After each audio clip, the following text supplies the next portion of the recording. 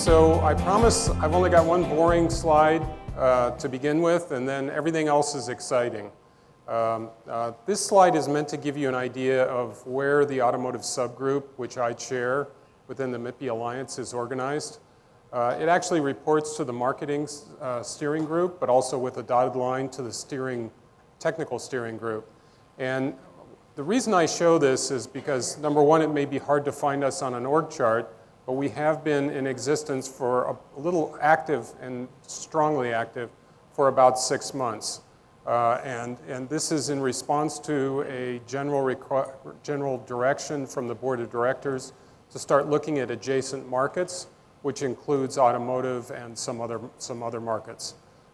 We've made a lot of progress in the last six months, but we have an awful lot of work to do in addition to that. As I mentioned, I'm the chair. My vice chair, I'm very lucky to have Uwe Butenagel-Buchner. I've probably messed up that name, but he's an automotive safety engineer from Bosch. Really adds a lot to the team. So that was the boring slide. Now everything from here on in is exciting. For those of you who have not been following the automotive industry very much, it's really going through what I call a perfect storm. There's huge changes that are happening. A lot of new entrants are coming into the business. A lot of government regulations are also starting to impact the automotive industry. And also consumers' preferences are changing quite a bit. For those of you who have kids, you may have noticed, at least in some countries, kids are less interested in cars. It's not as much of a focus as it was for maybe someone from my generation. But a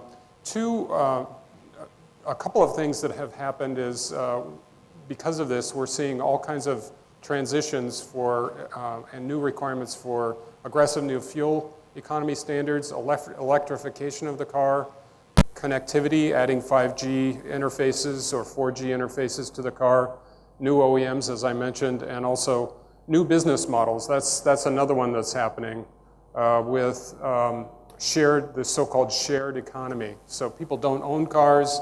They actually just rent them for an hour or two when they need them.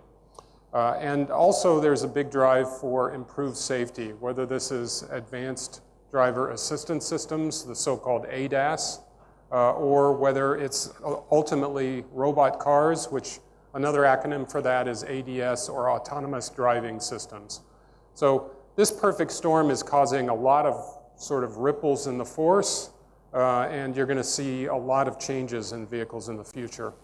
So I mentioned fuel economy as a force. This is a bit of an eye chart, but actually it includes some data for India. Almost all governments are trying to legislate increases in fuel economy.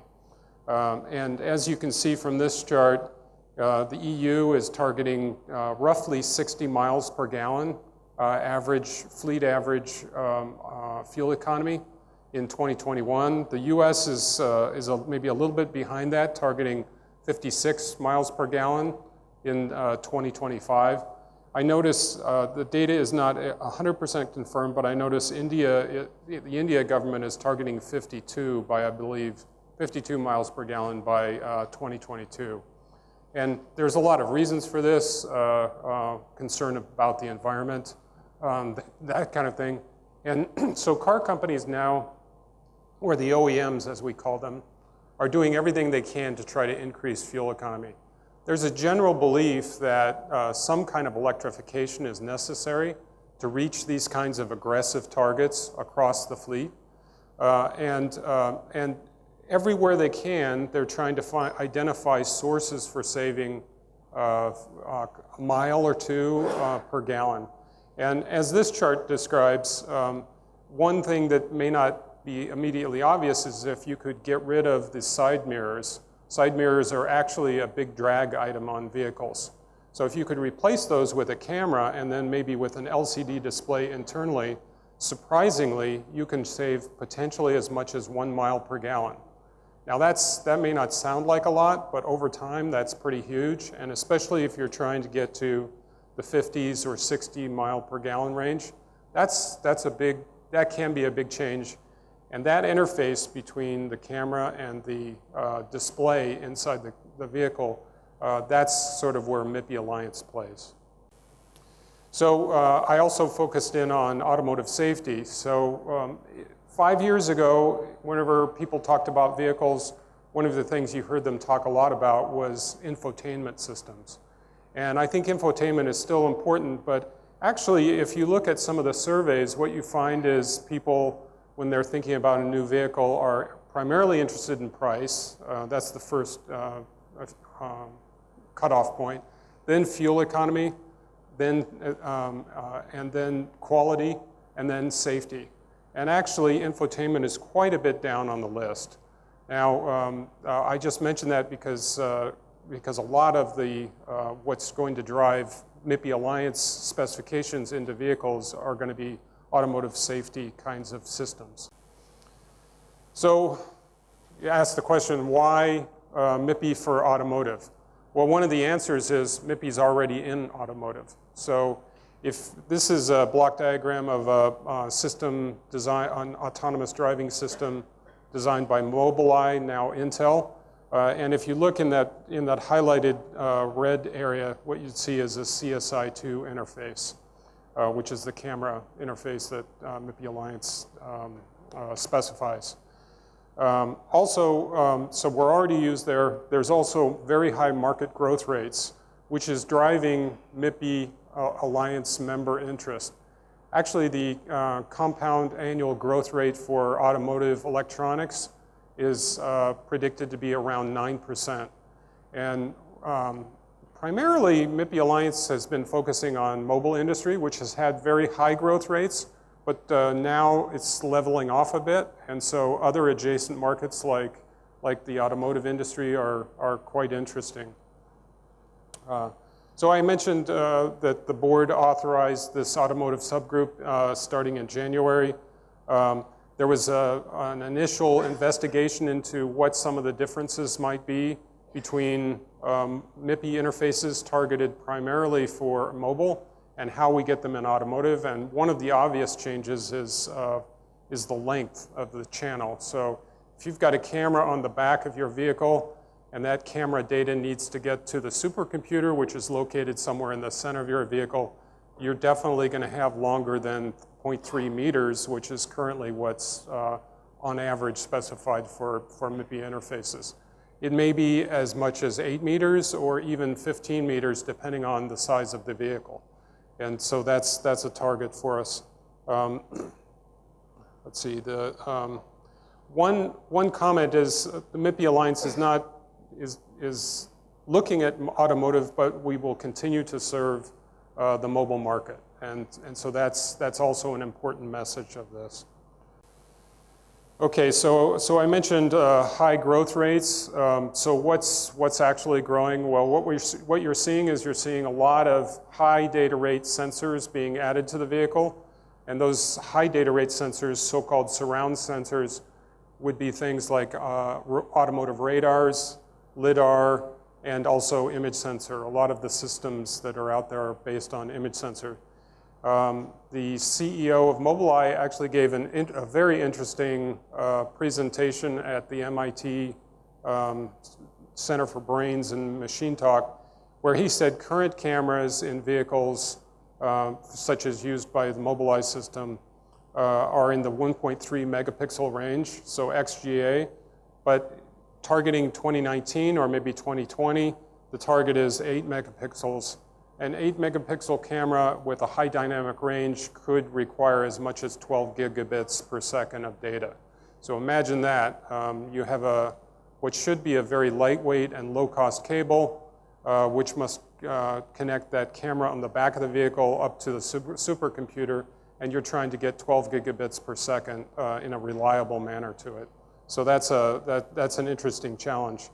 And the penetration of these systems into vehicles, according to the Mobileye CEO, is actually going to be nearly basically all vehicles in North America and Europe will have them in the 2020 range, at least 2 forward-looking cameras.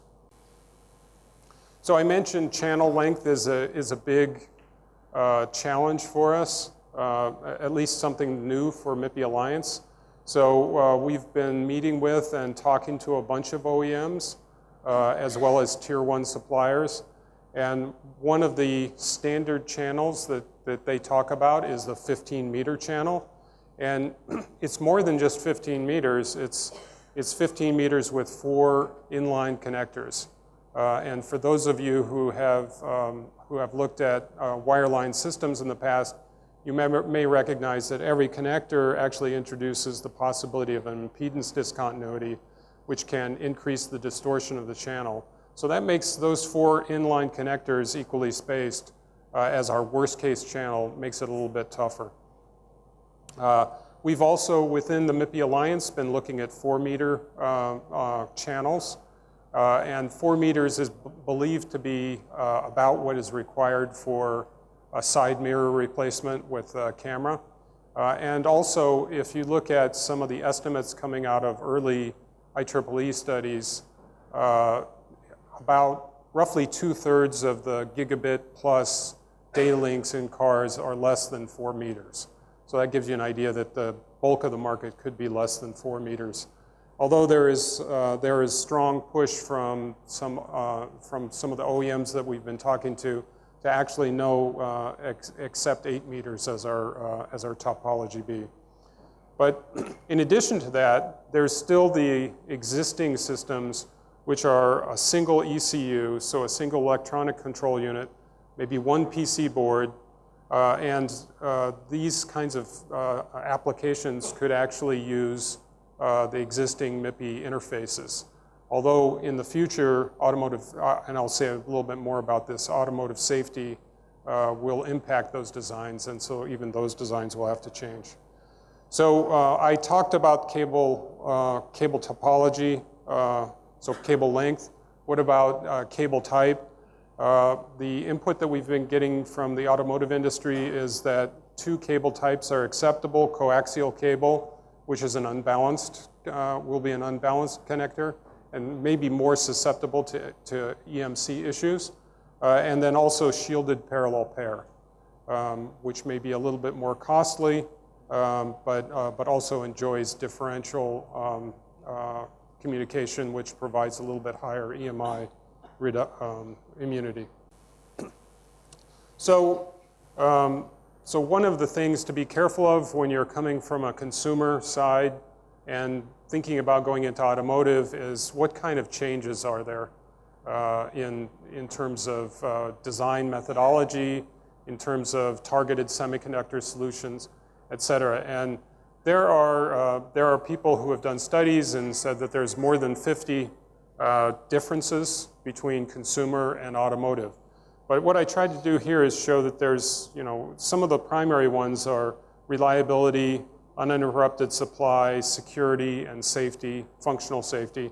And those are translated into well-known specifications, which you must become familiar with and then follow strictly. For example, ISO 26262, that has a big impact in the automotive industry. It's functional safety. It means that the design engineers from the very beginning, even before they design the chip, must start thinking about failure mechanisms and how to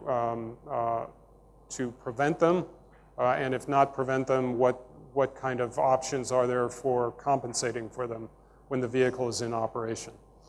Similarly, there's AEC Q100, the TS standard, and then also there are software standards, the Mobile Industry Software Reliability Association, for example, for C. So a lot of differences. So when the MIPI Alliance first started looking at automotive, we said, well, what should be our target? And there's a number of targets. Could be infotainment, could be advanced driver assistance systems, kind of like a blind spot detector. What we decided to focus on was the tougher application, which is autonomous driving systems. So autonomous driving systems, what does that really mean? Well, at its extreme, it means, and sorry, this is a bit of an eye chart, but it means a robot car. So eventually cars will not have any user controllable parts. There'll be no steering wheel. But the Society for Automotive Engineers, based out of the US, has identified 5 levels. Level 0 is the cars that we're probably all driving now. Level 5 is a robot car with no wheel on it. Just as an example, the Tesla S model is actually level 2 with its autopilot. And one of the things that you'll see to implement these autonomous driving systems is there's going to have to be a very powerful computer, kind of like NVIDIA's Drive PX2. Teraflops of processing power to handle all kinds of conditions. Actually, that's okay. Sorry. So what does an autonomous driving system look like? Well, this is actually a reasonable block diagram, which is somewhat changing as the years progress. So the kinds of surround sensors that you might see would include cameras, radars, LiDAR. Lower data rate sensors might include ultrasonic. And of course, there's GPS that is used to update maps and that sort of thing. Current systems, a lot of the surround sensors, the high data rate sensors, will actually have some kind of pre-processing at the center, at the sensor side, which has had some interesting effects. So with the rollout of ADAS systems such as collision avoidance and blind spot detection, there was a belief that insurance rates in in Europe and the US would actually start declining. But that actually hasn't happened because some of these systems are very expensive. And when you get into an accident and your accident, even though a fender bender takes out a very expensive automotive radar system, which has all of its processing electronics at the edge of the car, then that leads to a very expensive accident, even though it's probably saved lives and avoided a bunch of accidents. So that's just kind of an interesting thing. So one of the trends in the industry is to dumber, so-called dumb sensors, and less processing on the sensor side, and concentrating all of that processing in the supercomputer side. So what are the current areas of investigation for the MIPI Alliance automotive subgroup?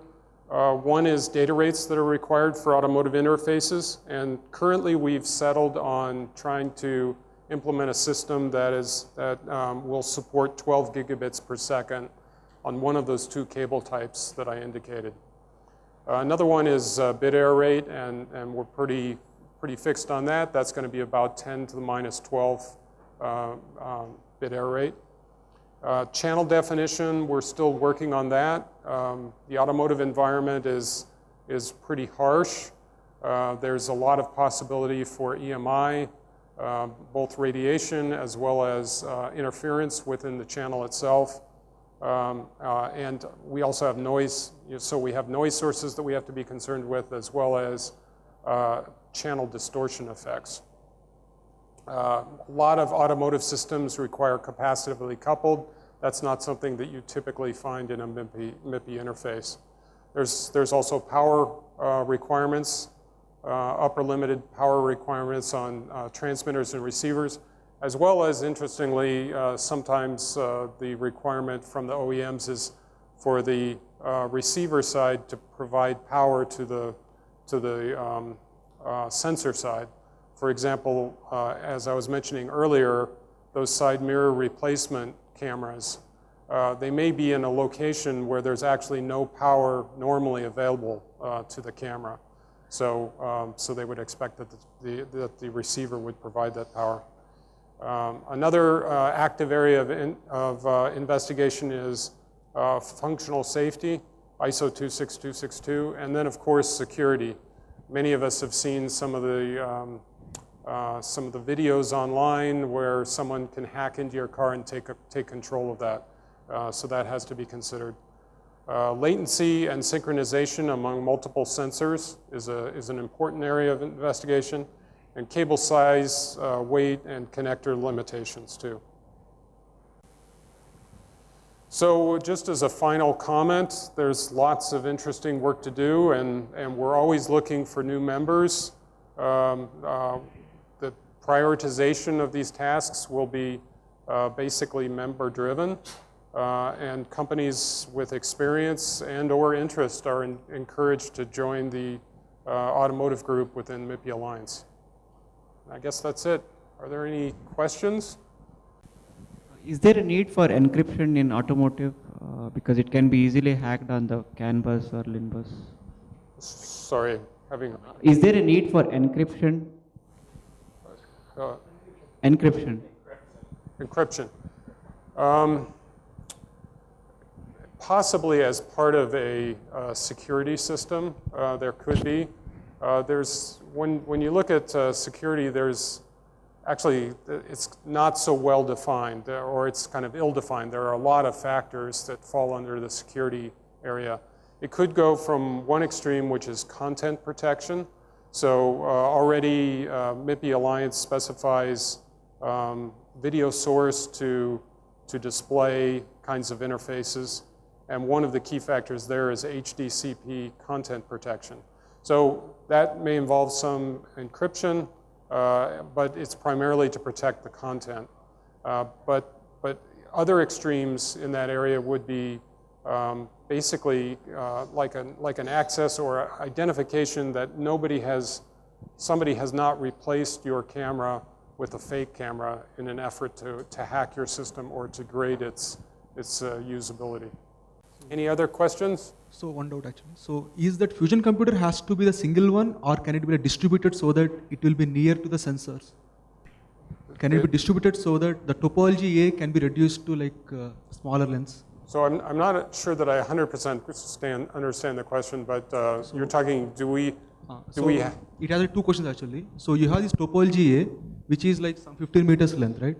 Right. So why not have a fusion computer 2, which will be near to some sensors, and reduce the length, basically like distributed computer network, instead of having one computer in a... Well, in terms of the channels, we're not completely done with that task, so we think there are going to be some additional channel definition. And I think maybe one part of your question relates to, of course, those cables are not going to be standalone. They tend to be bundled in cable harnesses that go into vehicles, which in some cases can open the system up to some very high EMI interference from adjacent, say, power actuator cables. And so if that's kind of the background of your question, that's definitely the case that we have to consider those factors. I'll ask actually another way actually. So there is one topology A which will be connected by a connectors of like multiple connectors. So instead of having multiple connectors in the topology A, why not have a repeaters? Basically, you will recover the data every 4 meters of your channel and then transmit again.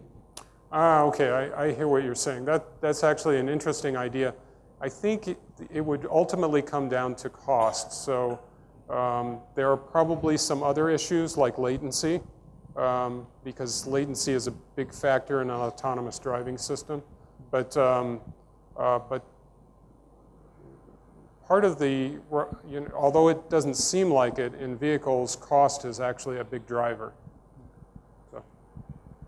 And regarding the fuel economy question, so you said that MRC are one of the example where you can use this automotive MIPI for this fuel economy thing, right? Yeah. MRC, mirror replacement cameras. So the mirror replacement cameras? So usually, like any other example where you can save fuel economy, basically MRC is like not that much believable, right? I mean, how much drag you can get from a side mirror? Maybe 1%. Yeah, I just used mirror replacement cameras because they are something that are coming online. And you know, if you look at, I think a lot of OEM designers are trying to figure out how they get to 50 plus mile per gallon systems.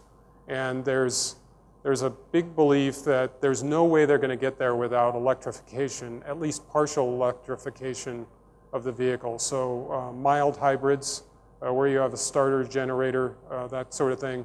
And in some countries, introducing new technology, like maybe a side mirror replacement, because it's new, governments may give you more of a credit in the account of meeting those mile per gallon targets than you would normally expect, because they recognize this is new technology. Yes, it's only 1 mile per gallon, maybe even less than that, but if deployed across whole fleets, that's 1 less mile per gallon that we have to try to grab from some other place. Thank you. Okay. Okay. From one question here on the electrical specifications. So for the 15-meter inline connector at a data transmission of 12 Gbps, what are the channel attenuations that we are talking about here? What? Channel, I mean, what's the channel attenuation? It's going to be around what? Around 8 dB, 12 dB? What's the channel attenuation that we are talking about? Yes, so we're actually looking at that right now. And of course, part of it depends on what cable you specify and also which connectors. Mm-hmm. And so the automotive subgroup has a Tiger team, which has been putting together channel models. And we're just getting to the point where we will probably be needing to sign NDAs with cable and connector suppliers so that we can get fairly accurate models to answer that question. I think the attenuation, though, is significant. So, yeah, okay. Any other questions? Okay. Well, thank you very much.